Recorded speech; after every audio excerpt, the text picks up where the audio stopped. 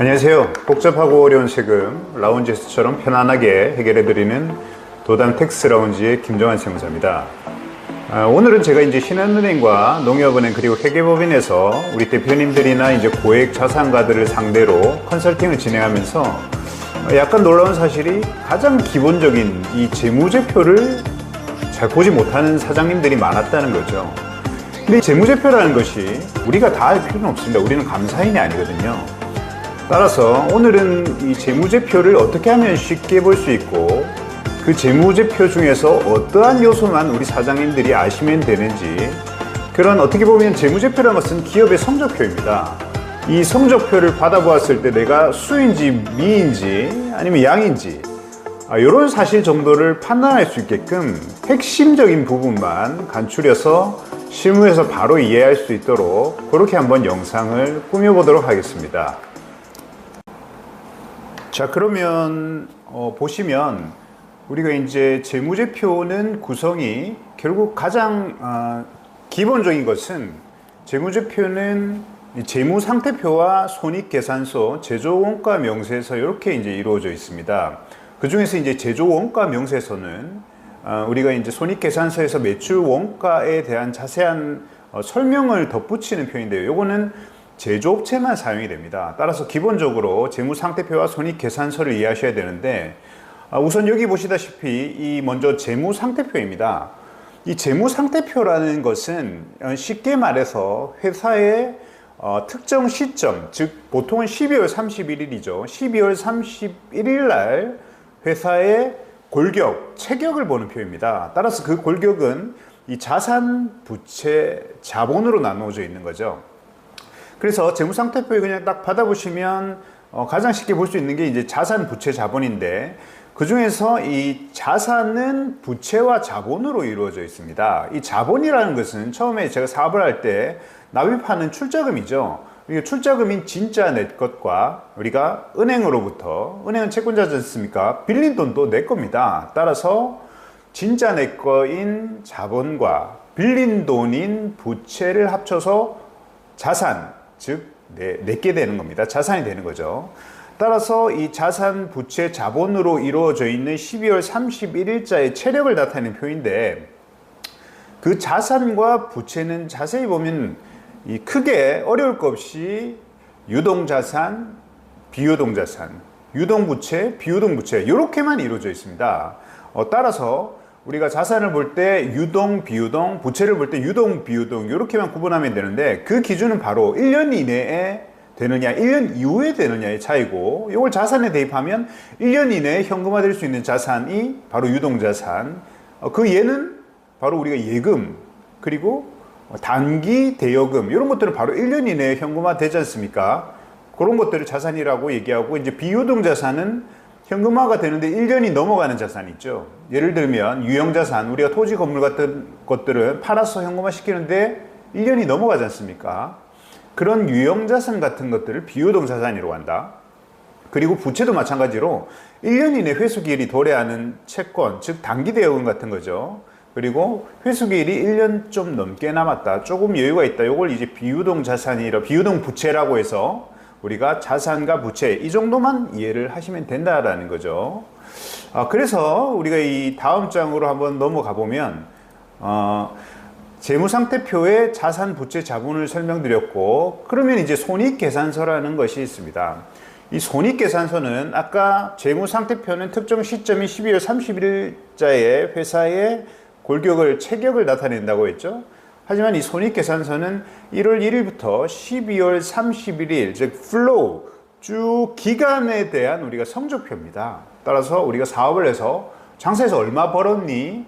너 얼마 들어왔어? 그런데 네가 진짜 남는 돈은 얼마야? 이게 바로 손익계산서라는 거죠. 그래서 조금 더 사업하시는 분들은 이 성적표가 손익계산서를 보면 더 와닿으시겠죠.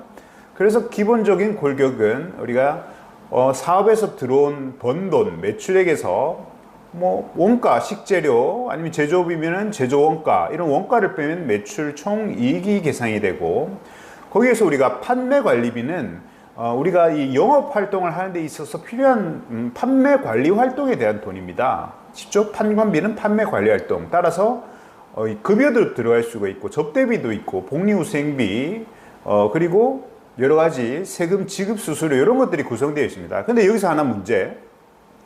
만약에 대표이사의 급여는 우리가 판관비로 들어가지 않습니까? 판매 관리 활동이니까. 하지만 우리가 공장에서 일하시는 분들의 급여는 이쪽으로 들어가면 안 됩니다. 그런 분들은 이제 제조원가를 구성하기 때문에 제조원가 명세서에서 노무비, 즉 우리가 제조활동 제품의 구성 원가를 구성하기 때문에 판관비가 아닌 제조원가 명세서의 노무비로 들어가야 된다. 이제 이런 차이가 있다는 거죠. 따라서 이제 이런 판관비를 썸해서 빼고 나면 우리가 영업이익, 상사에서 얼마 남았어? 이게 이제 영업이익입니다. 그래서 은행에서도 영업이익을 굉장히 중요시하죠. 그리고 나서 이 영업 관련 말고 우리 회사의 직접적인 뭐 제조업이라든지 아니면 도매업이라든지 이런 영업 활동과 조금 연관성이 떨어지는 이익과 손해를 영업 외 손익이라고 하는 거죠. 그 밑에 있습니다. 좀 우리가 중요성이 떨어지니까. 그래서 요거는 바로 이제 이자 수익이라든지 아니면 부동산을 팔았을 때 유형자산 처분이 우리가 부동산 투자회사가 아니면 이거는 영업 외 손익인 거죠. 그리고 이자 비용 그리고 우리 지금같이 환율이 막 변동할 때 손해를 보고 이익을 입을 때 외환차 손익이 바로 밑동네인 우리가 영업 외 손익으로 들어가는 겁니다. 그래서 그 영업 외 손익을 가감하면 법인세나 소득세 차감전 이익이 나오고 여기서 이제 법인세 세금을 빼고 나면 결국은 단기에 네가 사업을 해서 결국 남는 게 얼마니? 요게 이제 단기 순이익이 된다라는 거죠. 그러면 이제 배운 내용을 바탕으로 해서 실전으로 한번 들어가 보도록 하겠습니다. 우선 아까 말씀드린 대로 우리가 이제 그 재무상태표를 보는 데 있어서 제조업 같은 경우는 제조원가 명세서를 먼저 보셔야 됩니다. 왜냐하면 제조원가 명세서에서 우리가 이 매출 원가를 구성하는 단기 제품 제조 원가를 여기서 산정을 하고 그걸 계산서상에 매출 원가로 보내고 그러고 나서 이제 손익계산서가 단기 순이익이 확정되면 단기 순이익이 재무상태표에서 이익잉여금 계정으로 가는 과정이 있기 때문에 그렇게 이제 재무제표를 만드는 순서도 그렇고 보시는 순서도 그렇게 이해를 하시면 됩니다.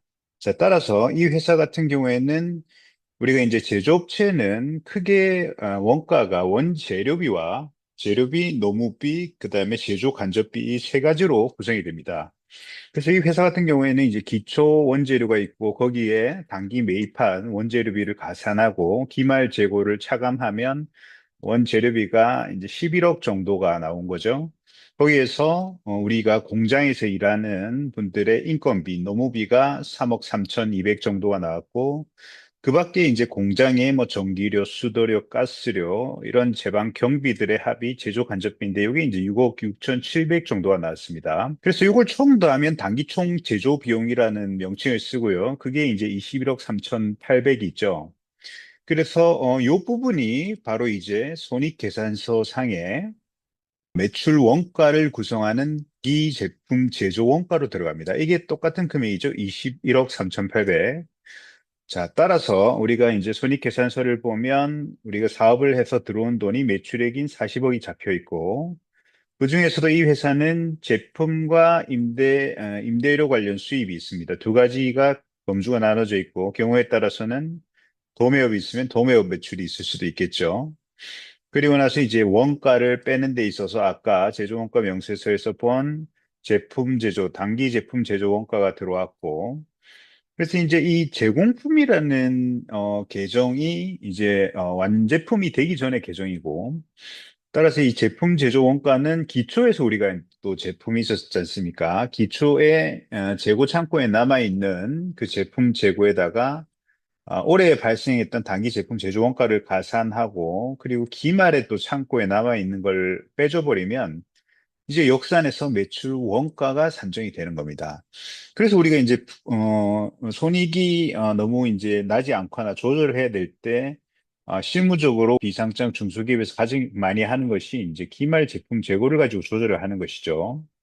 왜냐하면 기말 제품 재고를 올려버리면 그만큼 어떻게 됩니까? 기초 플러스 매입 플러스 기말 재고가 매출 원가인데 기말 재고가 올라가면 매출 원가가 떨어지지 않습니까? 그러면 단기 순이익이 올라가죠. 그러니까 순이익이 안 나오면 기말재고를 올려버리는 거고, 순이익이 너무 많으면 기말재고를 줄여서 이익을 줄여버리는 거죠.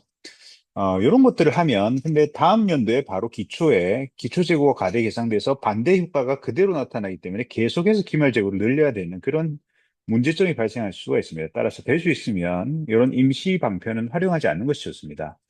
그래서 이제 매출 원가를 빼고 나면 매출 총이익이 나오고, 거기서 아까 영업활동 관련한 판관비를 우리가 쭉 배제를 하면, 판관비를 빼게 되면 여기가 영업이익이 나온다. 따라서 이 영업이익에서 영업 관련성이 없는 여기는 뭐 이자 비용, 이자 수익, 외환차 손익, 유형자산 처분 이익 이런 것들을 쭉 가감하면 법인세 차감전 이익이 나오고, 여기에서 법인세를 차감해주면 결국 당기순이익이 나온다. 따라서 여기서는 당기순이익이 이제 도출이 되면, 그다음에 회사의 골격을 나타내는 재무상태표에 가서 자산은 유동자산, 비유동자산, 부채는 유동부채, 비유동부채 그렇게 구분이 된다고 했죠.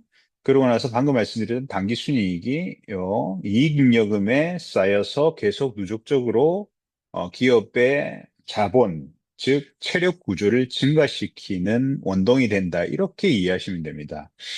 그래서 이런 재무제표를 할 때는, 볼 때는 이 재무 구조가 체력이 얼마나 튼튼한지, 그러기 위해서는 빚이 너무 많으면 안 되겠죠. 그리고 자본금이 풍부해야 되겠죠. 그래서 이제 재무 비율에 대한 공부도 같이 하셔야 되는데, 이런 재무 비율에 대한 공부는 다음 시간에 또 따로 우리 사장님들께서 대출을 하는 데 있어서 꼭 아시면 도움이 되는 그런 재무 구조 비율에 대해서도 설명을 드리겠습니다. 자, 그렇게 해서 이제 결국은 우리가 반기 또는 분기별로 결산을 해서 지금 현재 이 회사와 같이 9월 30일자라 손 치더라도 미리 시뮬레이션을 돌려서 1년 이익으로 환산을 하고, 그리고 나서 이 회사에게 맞는 우리 세무조정을 먼저 돌리고, 그다음에 이 고용이라든지 비정규직의 전환이라든지 창업 중소기업 이런 감면을 미리미리 어떤 것을 적용할지의 계획을 세운 다음에 세금을 도출해서 우리 회사가 어떠한 감면을 더 써야 되는지, 어떻게 손익을 조금 조절할 수 있는지, 그걸 12월 30일이 되기 전에 할 수 있는 그런 결산을 꼭 해야만 우리가 대비를 할 수 있다라는 거죠. 그래서 오늘은 이 재무상태표를 사장님들이 기본적으로 아셔야 되는 구조. 보면 사실 그렇게 어렵지 않습니다. 자산부채 자본과 유동, 비유동, 그리고 제조원가 판관비, 이런 구분만 되면은 얼마든지 이제 내 회사의 내 성적이 수인지, 미인지, 양인지를 구분할 수 있는 대안이 길러진다라는 거죠. 그래서 어렵게 생각하지 마시고 오늘 배운 이런 내용들을 가지고 꾸준히 복습하면서 회사의 사업을 키우면서 재무 상태까지도 같이 관리해서 직원을 케어할 수 있는 그런 능력을 배양하기를 바라는 마음에서 오늘의 강의는 이만 줄이도록 하겠습니다. 이상 세무회계 도담의 김종환 세무사였습니다. 감사합니다.